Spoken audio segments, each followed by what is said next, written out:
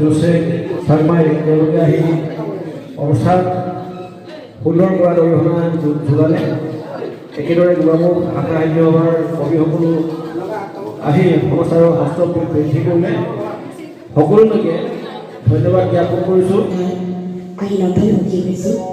এইবাবে প্ৰথমে মই ধন্যবাদ জনাম আমাৰ সঞ্চালক মহোদয় জয়প্ৰকাশ ডাঙৰীয়া, আজি মঞ্চত উপস্থিত উদ্বোধক আমাৰ শংকৰ পাটোৱাৰী ছাৰৰ লগতে বিশিষ্ট কবি আৰু গীতিকাৰসকল,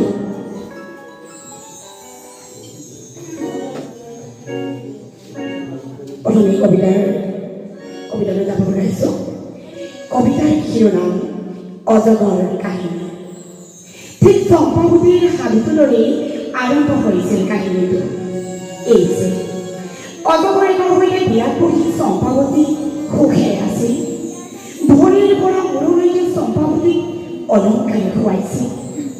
এই যে ৰ'দত বহি চম্পাৱতী গাইছিল, সুৰ সুৰ বতাহ চৰাই, মোৰ ধান নাখাবি তক্তি গোঠা কৰাই। ধাননিৰ মাজৰ পৰা অজগৰ আহি চম্পাৱতীক বিয়া কৰাইছিল। চম্পাৱতীৰ বুকুখন কঁপিছিল নে? কঁপিছিল। কঁপিয়েই হেনো চম্পাৱতী